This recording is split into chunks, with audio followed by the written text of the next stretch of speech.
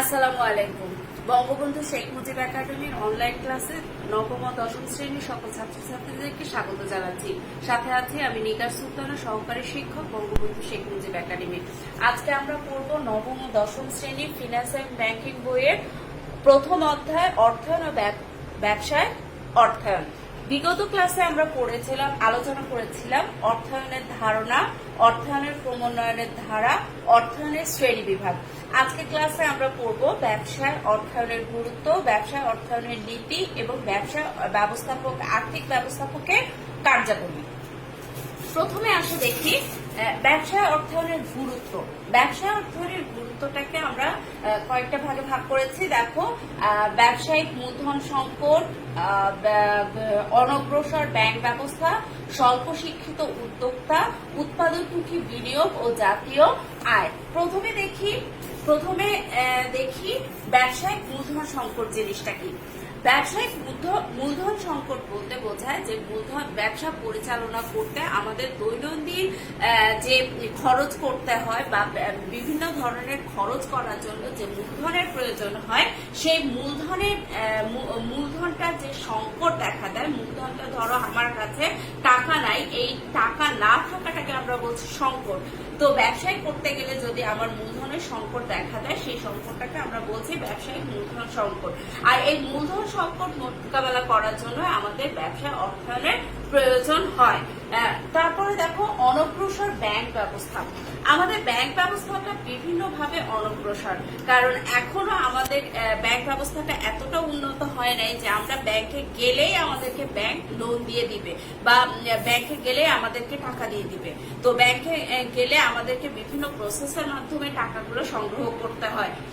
যে প্রসেসগুলো বিভিন্ন প্রসেসগুলো কি কি, যেমন ধরো তুমি ব্যাংক থেকে টাকা নিতে চাচ্ছ, সেক্ষেত্রে তোমাকে আগে ব্যাংকে একটা নির্দিষ্ট পরিমাণ সম্পদ দেখাতে হবে, তারপরে সেই সম্পদের এগেইনস্টে টাকা নিতে হবে। তো এই ক্ষেত্রে অনেক সময় দেখা যায় যে এই টাকাটা আমরা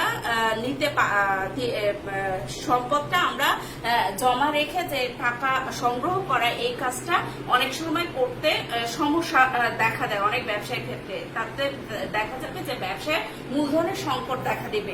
এই সংকট মোকাবেলার জন্য ব্যবসায় অর্থায়ন বিভিন্ন গুরুত্বপূর্ণ সিদ্ধান্ত আমাদেরকে দিয়ে থাকে। তারপরে দেখো স্বল্প শিক্ষিত উদ্যোক্তা। আমাদের বেশিরভাগ ক্ষেত্রে দেখা যায় যে আমাদের উদ্যোক্তারা হয়ে থাকে কি স্বল্প শিক্ষিত। তারা ভালোভাবে বুঝতেই পারে না যে কোন খাত থেকে আমরা টাকা সংগ্রহ করলে আমাদের টাকার খরচটা কম হতে পারে, অথবা আমরা টাকাটা দীর্ঘমেয়াদী উৎস থেকে সংগ্রহ করব না স্বল্প মেয়াদী উৎস থেকে সংগ্রহ করব। তো ব্যবসা অর্থায়ন আমাদেরকে এই ধারণাটা দিবে যে কোন উৎস থেকে আমরা টাকাটা সংগ্রহ করলে বেশি লাভবান হব। তারপরে দেখো উৎপাদনমুখী বিনিয়োগ ও জাতীয় আয়। উৎপাদনমুখী বিনিয়োগ যদি উৎপাদনমুখী হয়, তাহলে জাতীয় আয় বৃদ্ধি পায়। যত বেশি উৎপাদনমুখী বিনিয়োগ হবে, তত বেশি কর্মসংস্থান হবে এবং উৎপাদনের মাধ্যমে দেশের আর্থসামাজিক অবস্থার উন্নয়ন ঘটবে।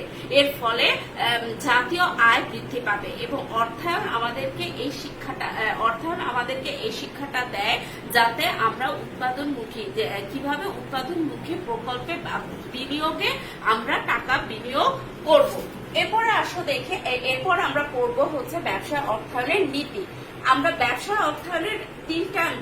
অর্থায়ন মূলত তিনটা নীতি নিয়ে কাজ করে। ক নাম্বার হচ্ছে তারল্য বনাম মুনাফা নীতি, খ নাম্বার উপযুক্ততা নীতি, গ নাম্বার হচ্ছে ব্যবসায়ের বৈচিত্র্যায়ন ও ঝুঁকি বন্টন নীতি। প্রথম নীতিটা দিয়ে আমরা দেখি তারল্য বনাম মুনাফা নীতি।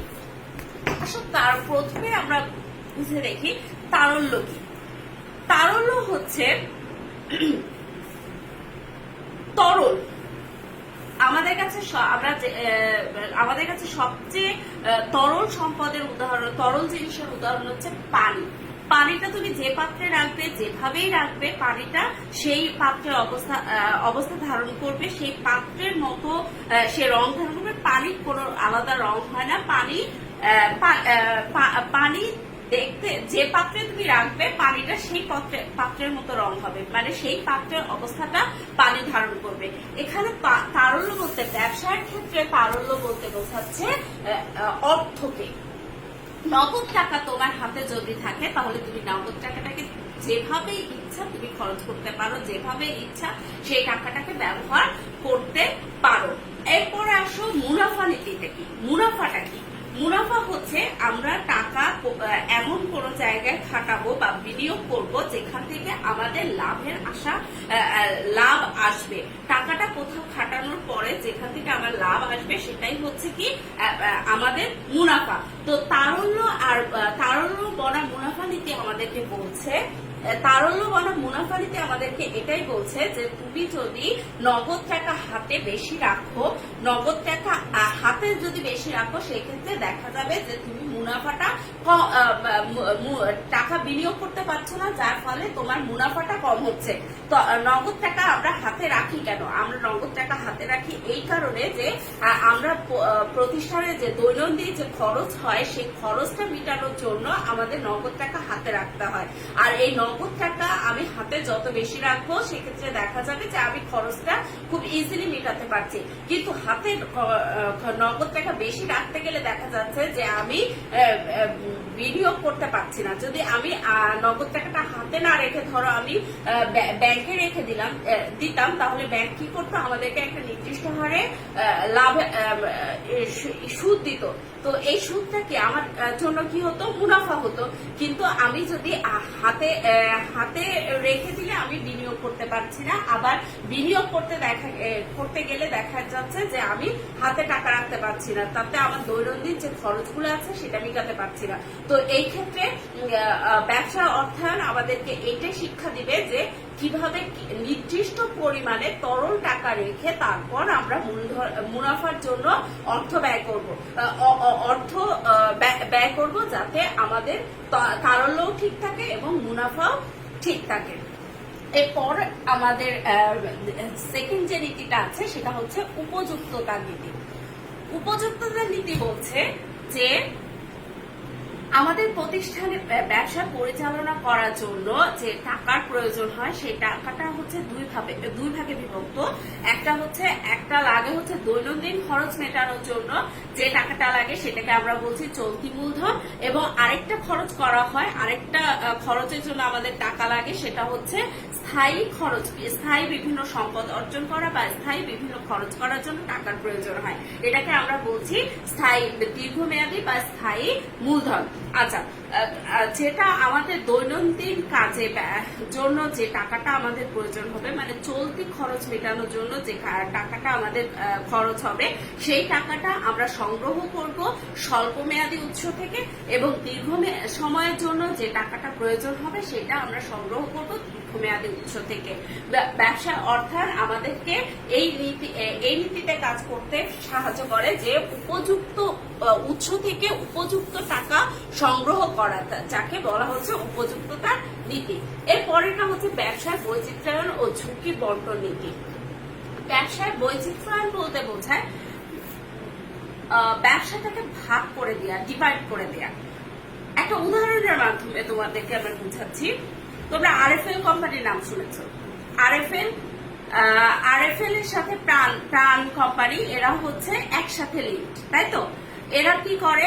আরএফএল এবং প্রাণ কোম্পানি, আরএফএল প্লাস্টিকের জিনিস তৈরি করে, আবার দেখবে ওরা ইলেকট্রনিক্স জিনিস তৈরি করে, আবার কি তৈরি করে? ওরা আসবাবপত্র তৈরি করে, আবার ওরা খাদ্যও তৈরি করে, ফুড প্রোডাক্ট যেগুলো সেগুলো উৎপাদন করে।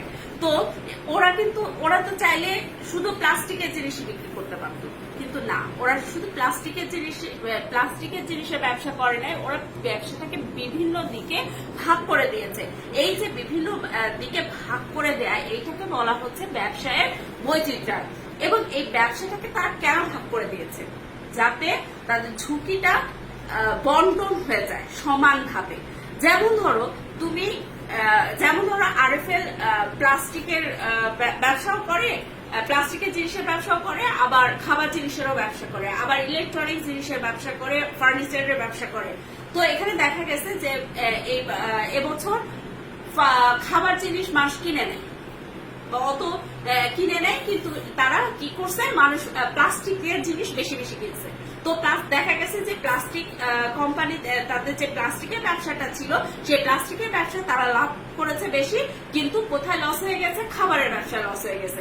কিন্তু আলটিমেটলি আসলে তাদের লস হয়নি, তাদের এই যে খাবার প্লাস্টিকের ব্যবসায় যে লাভটা হয়েছিল, সেই লাভটাকে সমানভাবে সবগুলো ব্যবসার মধ্যে বন্টন করে দেওয়ার কারণে তাদের যে লসটা ছিল, সেই লসটা কাভার হয়ে গেছে। তো এইটাকেই বলা হচ্ছে ব্যবসার বৈচিত্র্য ও ঝুঁকি বন্টন নীতি। এরপর আসো দেখো, এরপর আমরা পড়বো হচ্ছে ব্যবসার সিদ্ধান্ত। এরপরে আমরা পড়বো ব্যয় সিদ্ধান্ত বা বিনিয়োগ সিদ্ধান্ত।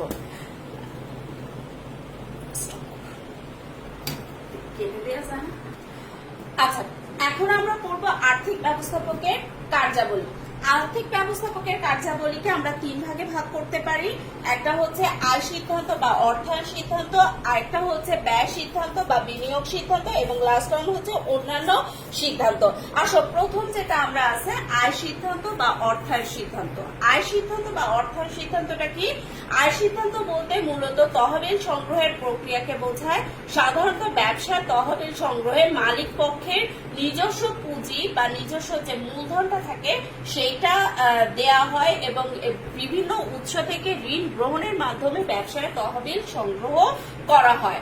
বড় কোম্পানিগুলো কি করে, শেয়ার বিক্রয়ের মাধ্যমে তহবিল সংগ্রহ করতে পারে। ঋণের মাধ্যমে তহবিল সংগ্রহ করলে দায় বৃদ্ধি পায়। ঋণের মাধ্যমে যদি প্রতিষ্ঠান তহবিল সংগ্রহ করে, সেক্ষেত্রে প্রতিষ্ঠানের দায় বৃদ্ধি পায়, এবং প্রতিষ্ঠান যদি মালিক পক্ষের কাছ থেকে টাকা বেশি করে সংগ্রহ করে, তাহলে সেক্ষেত্রে দেখা যাবে যে প্রতিষ্ঠানের মালিকের অধিকারটা বৃদ্ধি পায়। কিন্তু আর্থিক ব্যবস্থাপকের কাজ কি হয়? আর্থিক ব্যবস্থাপক এই যে দুইটা জিনিস, এই দুইটা জিনিসকে ব্যালেন্স করতে হয়। অবশ্যই সে কখনো অধিক পরিমাণে ঋণ দিবে না যাতে প্রতিষ্ঠান দায়গ্রস্ত হয়ে যায়, আবার অধিক পরিমাণে মালিকের কাছ থেকেও টাকা রাখবে না যাতে মালিকের অধিকারটা বেশি হয়ে যায়, লাভের সম্পূর্ণ অংশটাই মালিক নিয়ে যায়। এইরকম কিছু প্রতিষ্ঠান আর্থিক ব্যবস্থাপক করে না। আর্থিক ব্যবস্থাপকের কাজ হচ্ছে এই দুইটা জিনিসের মধ্যে ব্যালেন্স সৃষ্টি করা। আর এরপরে যেটা আর্থিক ব্যবস্থাপকের সিদ্ধান্ত হয়ে থাকে, সেটা হচ্ছে ব্যয় সিদ্ধান্ত বা বিনিয়োগ সিদ্ধান্ত। সম্পদ অর্জনের জন্য যে ব্যয় করা হয় তাকে বলা হয় ব্যয় সিদ্ধান্ত। সম্পদ অর্জনের জন্য যে ব্যয় করা হয় সেটাকে বলা হচ্ছে কি, ব্যয় সিদ্ধান্ত। অথবা মুনাফা অর্জনের আশায় কোথাও অর্থ বিনিয়োগ করার যে সিদ্ধান্ত, সেটাকে আমরা বিনিয়োগ সিদ্ধান্ত বলে থাকি। ধরো আমি কোন প্রতিষ্ঠানে বা কোন ব্যবসায় টাকা বিনিয়োগ করলাম মুনাফা অর্জনের আশায়, টাকা বিনিয়োগ করলাম, টাকা মানে কোন ব্যবসায় টাকা বললাম যে তোমরা টাকা নাও, তোমরা টাকা নিয়ে ব্যবসা করো, এবং ব্যবসা করার পরে তোমাদের যে লাভ হবে সেই লাভের একটা অংশ তোমরা আমাকে দিবে। এই যে আমার কাছ থেকে টাকাটা কি করলাম, আমি আরেকজনের কাছে দিয়ে দিলাম, এটাকে বলা হচ্ছে কি, ব্যয় সিদ্ধান্ত বা বিনিয়োগ সিদ্ধান্ত। এই সিদ্ধান্তের ফলে কি হবে, আমার কাছে মুনাফা আসবে। এই সিদ্ধান্তটা নেওয়ার দায়িত্ব কার? আর্থিক ব্যবস্থাপকের। এরপরে আছে অন্যান্য সিদ্ধান্ত।